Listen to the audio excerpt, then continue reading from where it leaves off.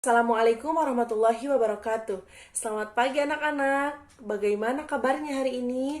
Semoga semuanya dalam keadaan sehat ya. Bertemu kembali dengan saya Wulan Hafifah Nopianti.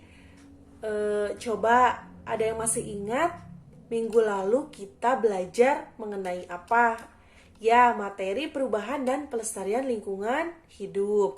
Nah, untuk materi yang kita bahas minggu lalu yaitu pengertian kemudian pengertian perubahan lingkungan, faktor-faktor yang mempengaruhi perubahan lingkungan yang terdiri dari dua faktor.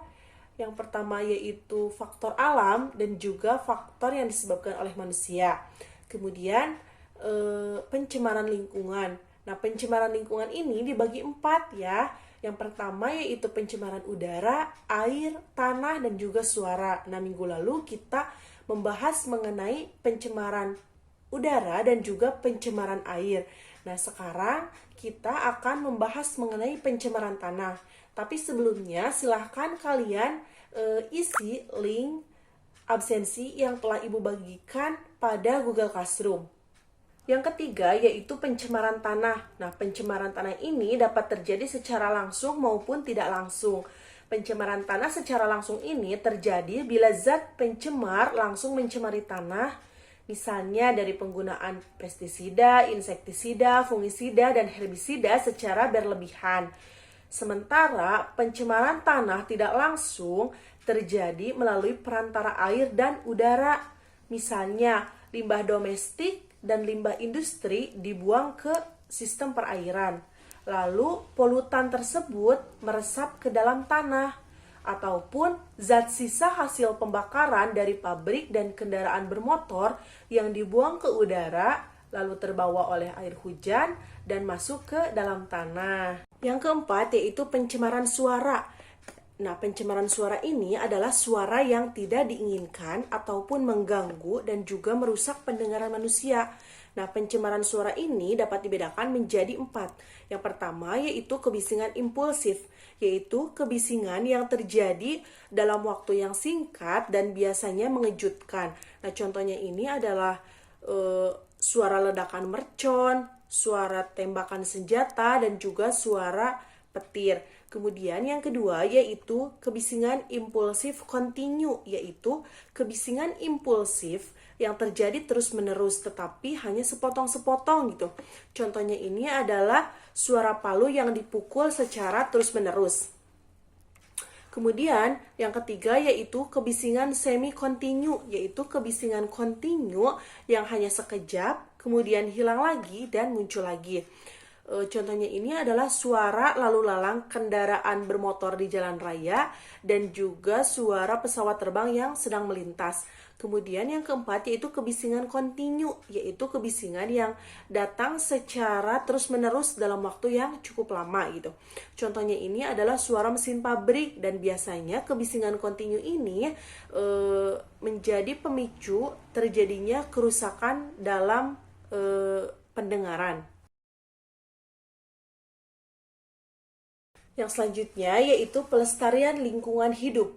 Nah, pengelolaan lingkungan hidup adalah upaya terpadu dalam pemanfaatan, penataan, pemeliharaan, pengawasan, pengendalian, pemulihan, dan pengembangan lingkungan hidup. Nah, maksud adanya pengelolaan lingkungan hidup ini adalah untuk melestarikan lingkungan. Lalu bagaimana upaya kita untuk melestarikan lingkungan? Kita akan bahas pada slide selanjutnya.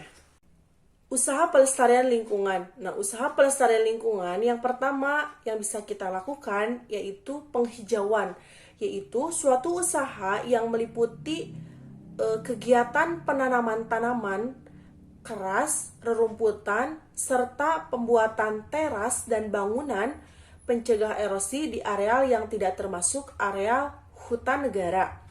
Kemudian yang kedua, usaha yang bisa dilakukan yaitu reboisasi. Adalah usaha yang meliputi penanaman atau pemudaan pohon, serta jenis tanaman lain di areal hutan negara berdasarkan rencana tata guna tanah diperuntukannya hutan. Kemudian program kali bersih atau prokasi. Nah, program kali bersih ini merupakan program nasional yang telah dilaksanakan pada tahun 1989 dan diperbarui pada tahun 2003. Kemudian pengembangan daerah aliran sungai atau DAS. Nah, daerah aliran sungai ini merupakan wilayah daratan yang dibatasi oleh pemisah topografis berupa penggunaan bukit yang menerima air hujan dan mengalirkannya ke hilir dan bermuara di laut. Oke anak-anak, pembelajaran pada pagi hari ini sudah selesai.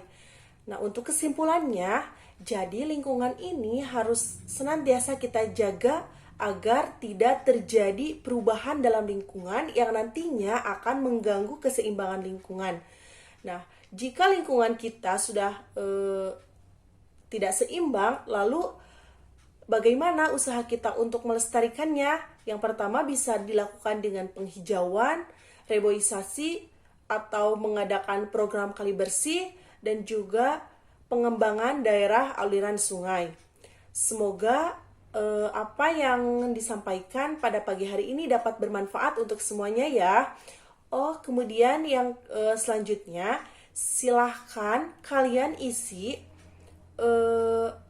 link yang sudah Ibu bagikan di Google Classroom. Nah, link ini terdiri dari dua. Yang pertama yaitu link soal hasil belajar, dan yang kedua yaitu link tes kemampuan literasi sains. Semoga semuanya mengerjakan ya, dan Ibu harapkan semuanya mengerjakan. Terima kasih atas perhatiannya. Tetap semangat dan patuhi protokol kesehatan. Wassalamualaikum warahmatullahi wabarakatuh.